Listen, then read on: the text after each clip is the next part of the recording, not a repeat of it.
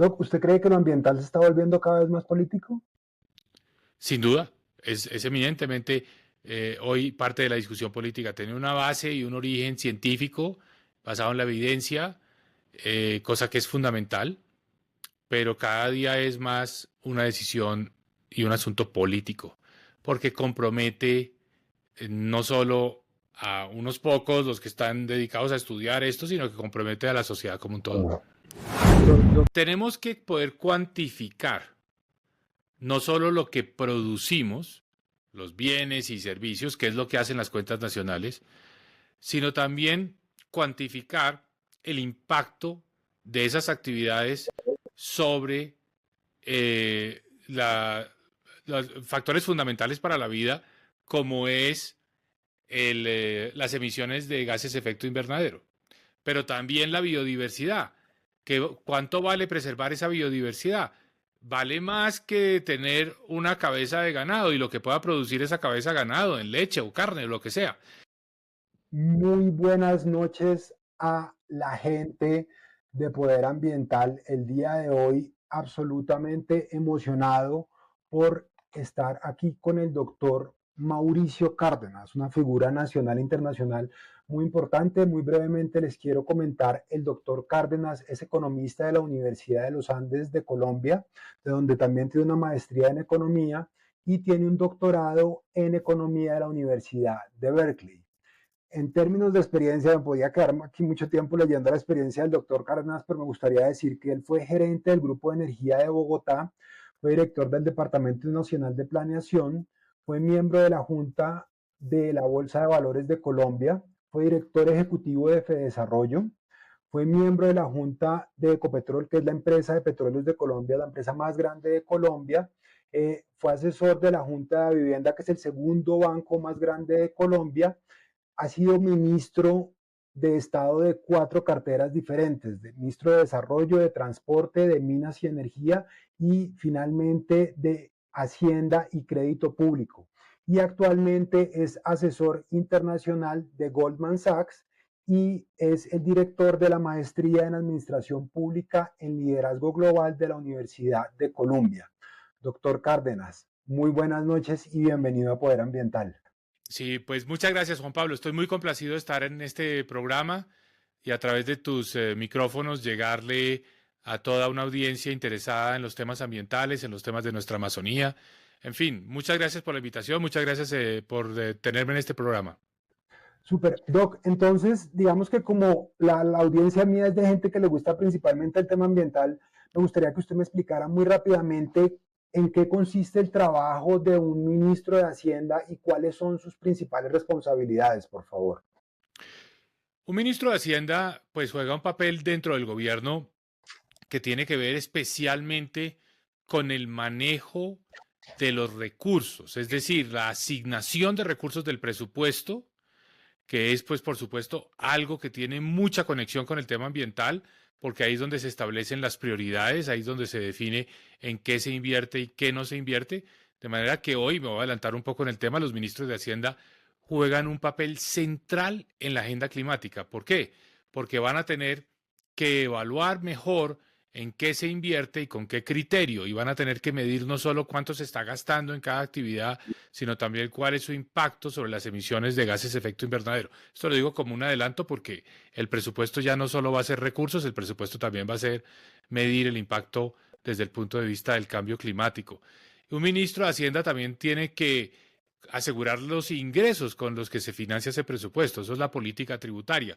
Y aquí me adelanto también para decir que la política tributaria cada día más va a tener que considerar los efectos que tienen que ver con el cambio climático, porque la política tributaria puede, por ejemplo, introducir impuestos para desestimular las emisiones de gases de efecto invernadero. Eso es el caso, por ejemplo, de los impuestos al carbono.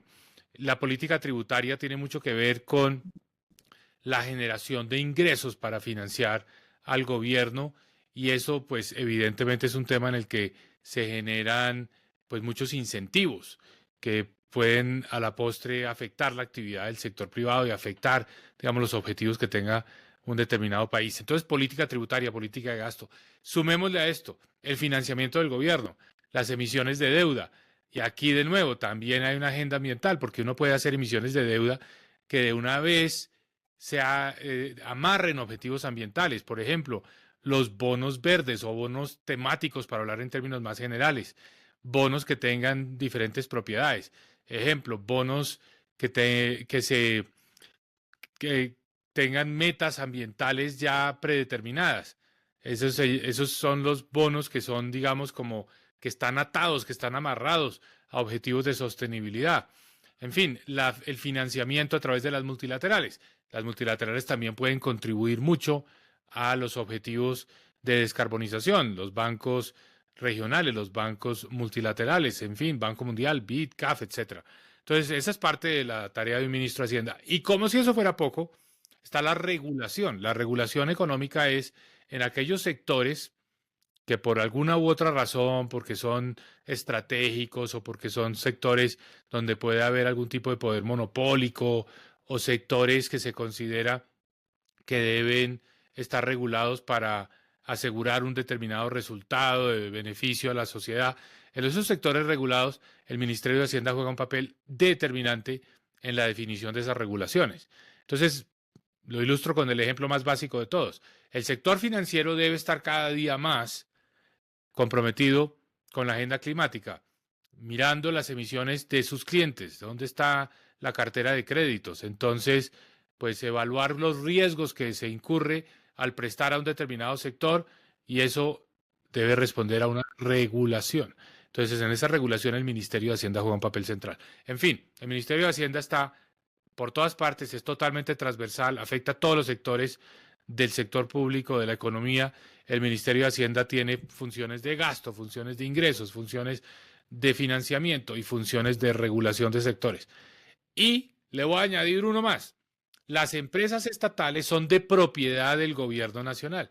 ¿Quién es el accionista? El accionista es la nación, Ministerio de Hacienda. Entonces, el accionista interviene en las decisiones más importantes, en las juntas o en las asambleas de empresas como Ecopetrol, de empresas como ISA, de empresas como el Banco Agrario, en fin, es un sinnúmero, en Colombia casi 100 empresas, entonces el accionista es el Ministerio de Hacienda.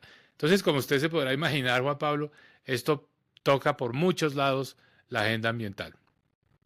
Doc, una pregunta. Yo estaba viendo, ahorita que estaba viendo su biografía, la primera vez que usted fue ministro fue como en los 90. Eso quiere decir que usted ha visto una evolución del Estado. La pregunta que yo le quería hacer es, ¿usted piensa que el Ministerio de Ambiente ha ido ganando relevancia política de entre los ministerios?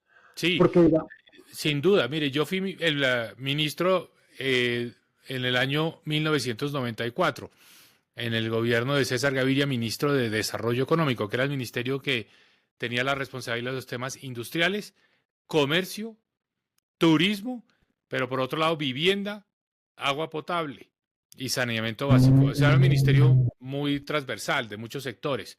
Desarrollo económico ya no existe porque todas esas tareas fueron yéndose a manos ya más especializadas. Ahí hay un ministerio de vivienda, está el Ministerio de Comercio Exterior, y que es el Ministerio de Comercio, Industria y Turismo. Entonces, esas funciones se fueron repartiendo en varias carteras.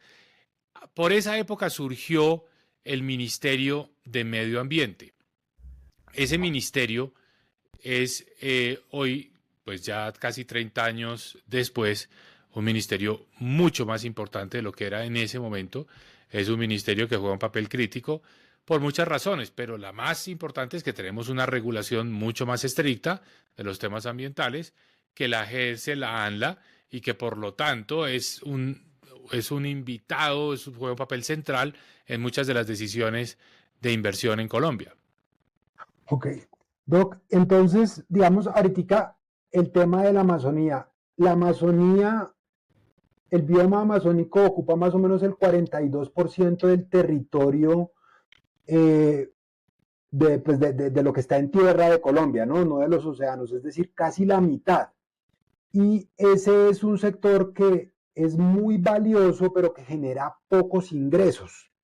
Entonces, desde el punto de vista de la hacienda pública, ese problema, ¿cómo lo manejaba usted? Es decir, ¿cómo generar ingresos para algo que genera tanta riqueza en términos de valor y de bienestar al mundo, pero pocos ingresos económicos? Así es. Yo diría que ese es el problema hoy y es el problema de siempre, es el problema de toda la historia. Solamente ahora nos estamos dando cuenta de que esos recursos se pueden monetizar. ¿Qué quiero decir? Que se puede preservar ese bioma, mantener ese recurso que es fundamental para la humanidad y al mismo tiempo recibir un ingreso a cambio. Estamos haciendo un cambio realmente de fondo en la manera de pensar este asunto. En el primer momento se pensó que ese ingreso, esa monetización, sería por cuenta de la cooperación internacional.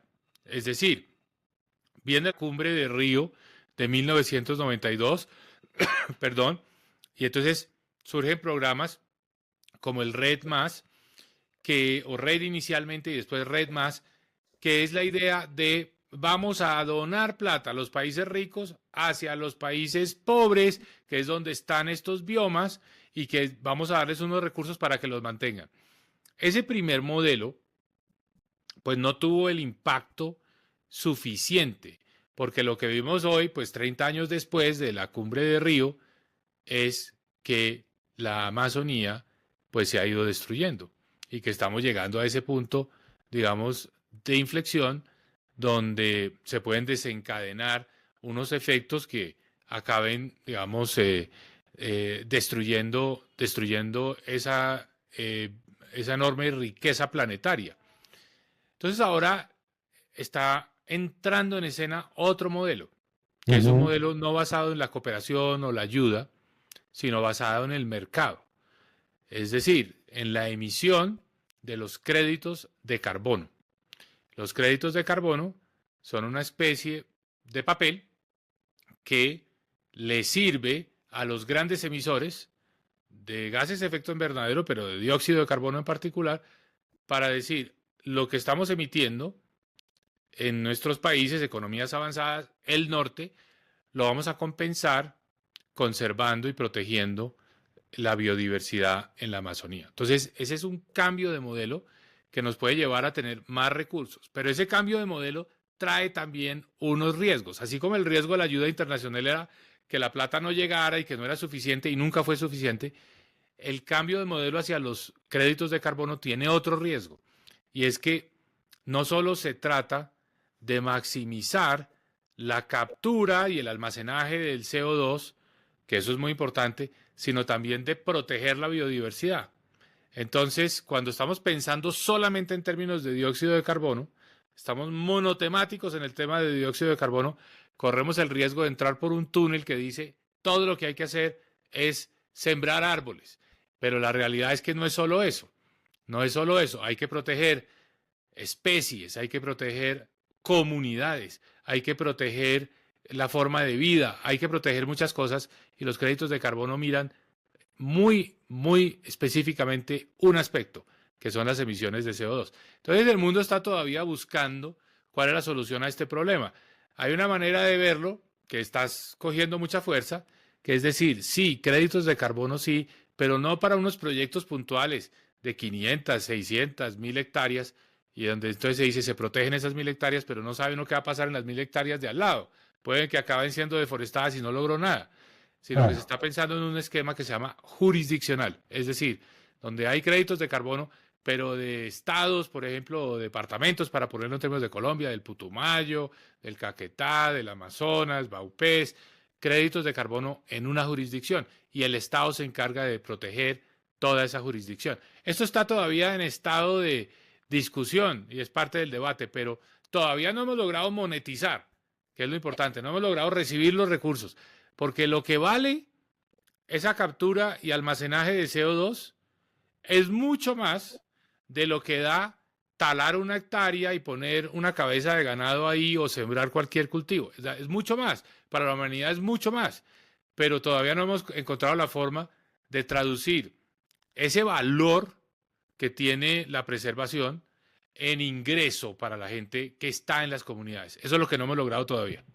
Claro, y eso genera una transformación del uso del suelo por efectos del mercado, ¿no? Porque lo que tiene precio es lo que hace mover eso.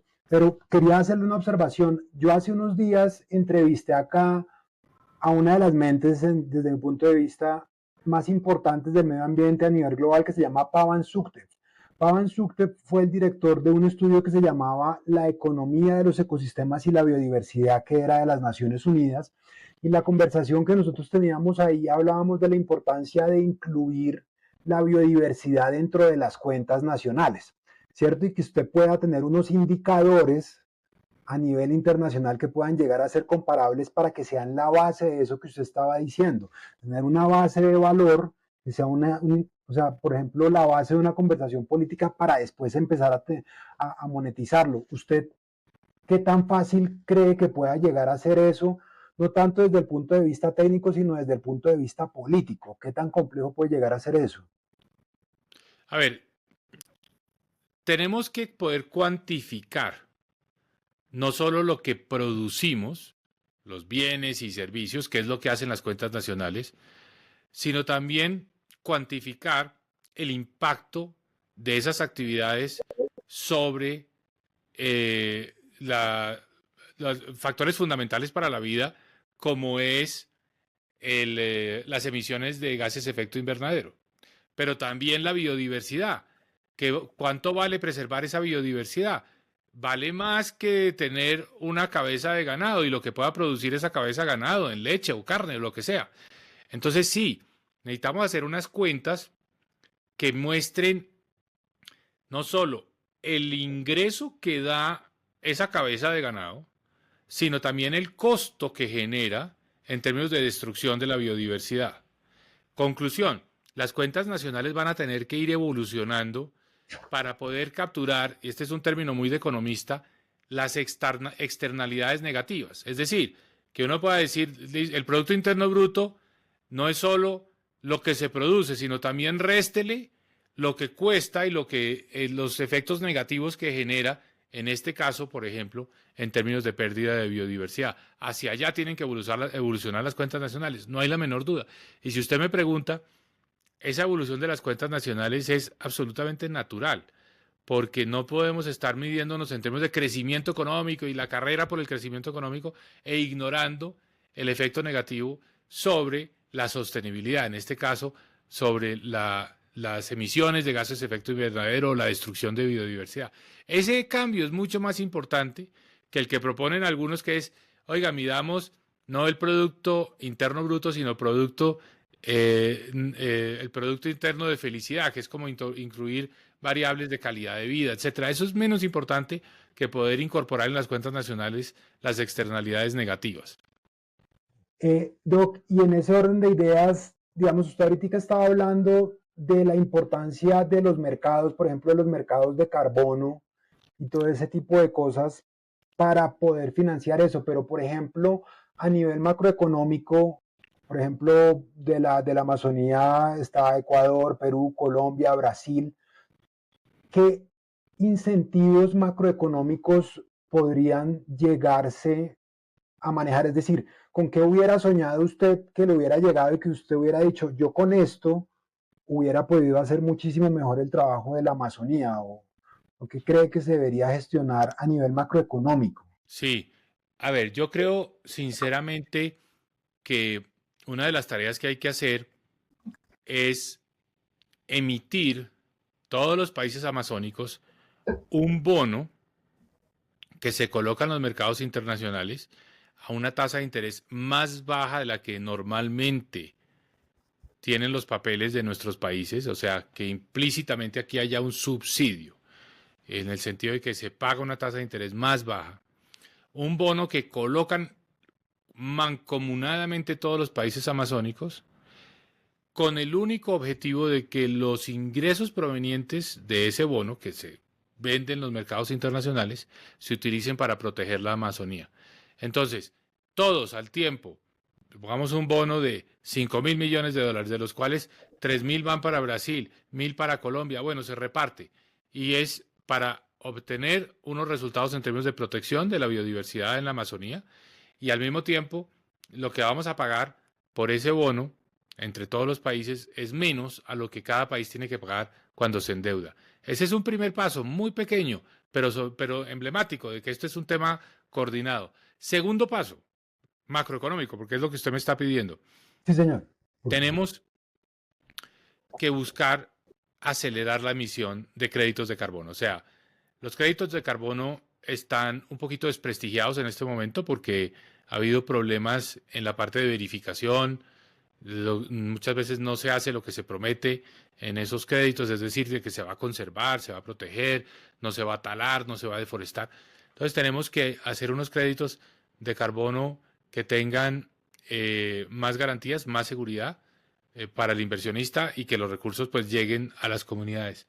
Y yo también creo que a nivel macroeconómico hay que impulsar que las comunidades puedan trabajar cooperadamente haciendo una asociación de, de las personas que viven en estas regiones, comunidades indígenas, personas que han llegado a colonizar estas regiones, que formen una asociación para que sea la asociación la que se encarga de, para todos, pequeños propietarios, pequeñas parcelas, para todos, hacer una emisión, colocarla en el mercado internacional, un crédito de carbono, y recibir los recursos e invertirlos en la región, invertir. Para uno individualmente, una comunidad indígena, un agricultor individualmente, eso no es posible. Pero una asociación, piense por ejemplo lo que tienen los cafeteros, tienen una federación, se unen y esa federación es la que sale a vender al mercado internacional, es la que les da la tecnología, es la que da la asistencia técnica. Algo así es lo que hay que crear en este nuevo mundo. Así como los últimos 100 años son la historia cafetera, los próximos 100 años van a ser la historia de emisión de créditos de carbono. Y de la biodiversidad. Y entonces, en ese orden de ideas, doctor, por ejemplo, cuando usted habla de tener un bono, vamos a suponer, interamazónico, eso tiene implícito como un ejercicio de diplomacia financiero ambiental. ¿Qué tan difícil es coordinar eso entre países? La acción colectiva es muy compleja, ¿no? Sí, pero no es tan difícil. Mire, cuando yo fui ministro de Hacienda emitimos un bono que tiene muchas similitudes con lo que estamos hablando para proteger a los países de la Alianza del Pacífico, México, Colombia, Perú y Chile, 4 países, en caso de que hubiera terremotos.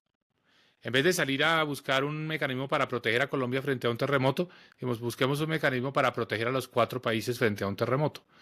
Que si se llega a presentar un terremoto en uno de los países, pues se apoya a ese país, porque el bono es lo que hace es generar los recursos para que ese país pueda financiar su propia reconstrucción.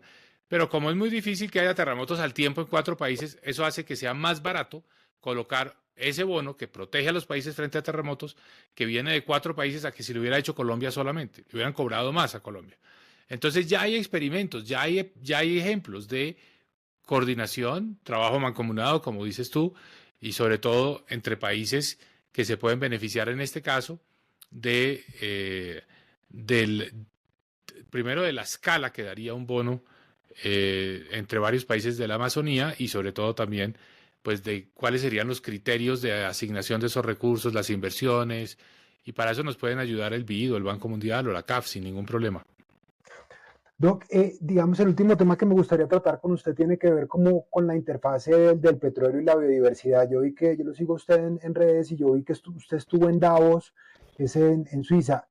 Cuando se habla de petróleo y de salir del petróleo, ¿usted piensa que políticamente, o sea, qué tan fácil es que Colombia deje de depender económicamente del petróleo en el mediano y largo plazo como realistamente? Y si usted ve ahí como una oportunidad como de tomar una parte de esos recursos para hacer más competitivo el mercado de carbono, como usted lo estaba planteando, desde los recursos del petróleo.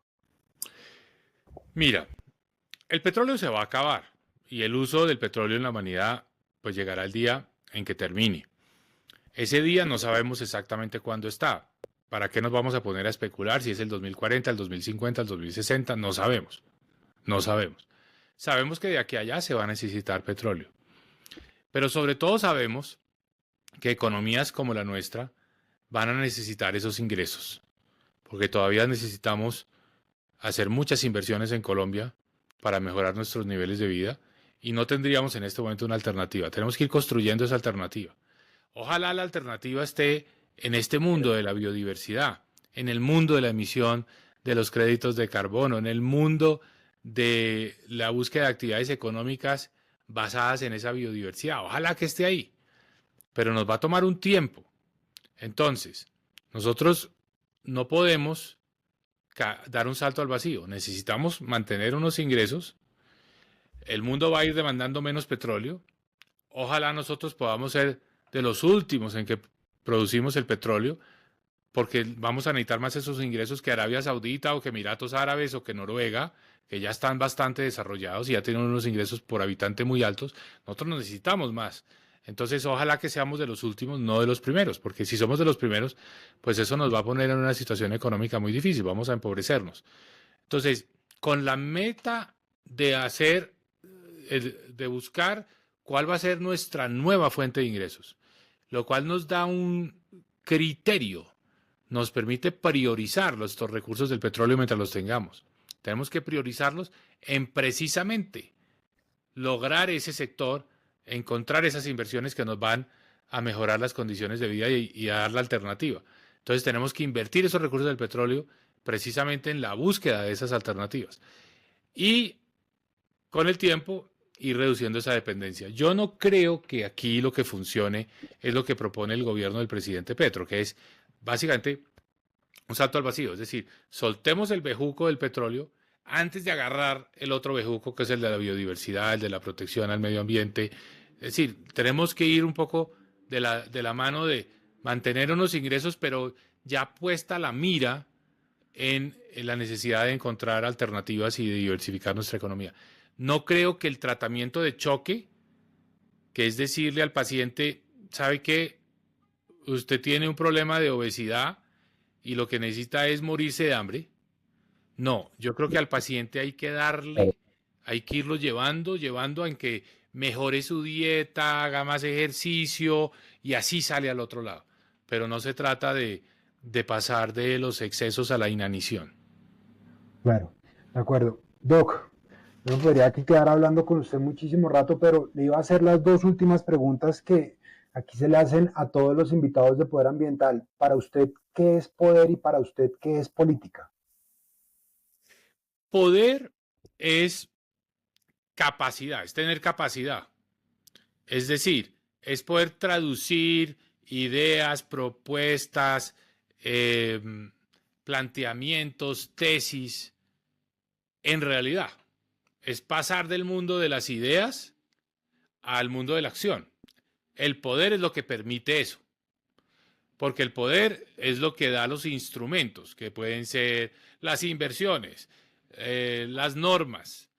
El poder es lo que permite generar las obligaciones, que el Estado tiene esa capacidad, tiene una capacidad coercitiva.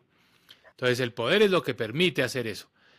Hay un tipo de poder que es el poder de la influencia, para que otros hagan, para que otros ejecuten, para que otros transformen esas ideas en realidad. Hay un poder, digamos, que no depende del control del Estado, del manejo del Estado, que es el poder de la influencia.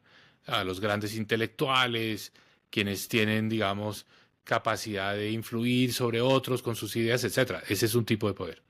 Entonces, el poder es lo que permite pasar de las ideas a la acción. Doc, ¿y para usted qué es la política? Mira, el poder, ya lo describimos, es lo que permite transformar esas ideas en realizaciones. Pero el poder no es hegemónico.